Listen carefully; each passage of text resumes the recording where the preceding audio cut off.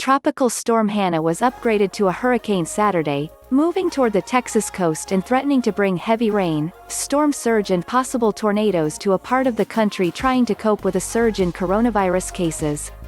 The storm, which is the first hurricane of the 2020 Atlantic hurricane season, was expected to make landfall Saturday afternoon or evening south of Corpus Christi, the U.S. National Hurricane Center said Saturday morning. It had maximum sustained winds of 75 miles per hour, 120 kilometers per hour, and was centered about 100 miles, 160 kilometers, east-southeast of Corpus Christi and was moving west at 9 miles per hour, 15 kilometers per hour.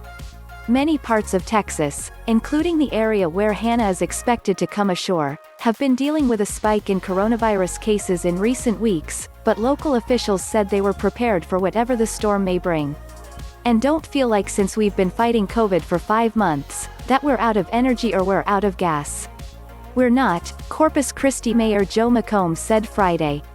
We can do these two things together and we're going to win both of them. Corpus Christi is in Nueces County, where health officials made headlines when they revealed that 60 infants tested positive for COVID-19 from July 1 to July 16. Farther south in Cameron County, which borders Mexico, more than 300 confirmed new cases have been reported almost daily for the past 2 weeks, according to state health figures. The past week has also been the county's deadliest of the pandemic. Cameron County Judge Eddie Treviño, the county's top elected official, said he was awaiting word Friday of whether hotels would be used to house recovering COVID-19 patients in order to free up hospital beds. If there's any benefit to be gained from this, it's that people have to stay at home for a weekend, Treviño said.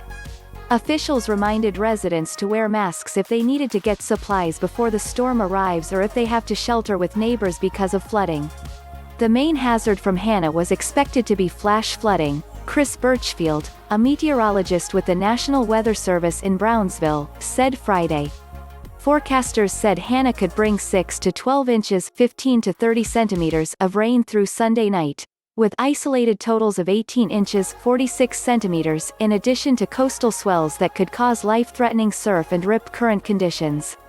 Coastal states scrambled this spring to adjust emergency hurricane plans to account for the virus, and Hanna loomed as the first big test.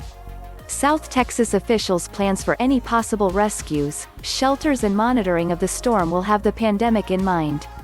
Governor Greg Abbott said various resources to respond to the storm were on standby across the state, including search and rescue teams and aircraft. Treviño said shelters would keep families socially distanced if any need to evacuate their homes.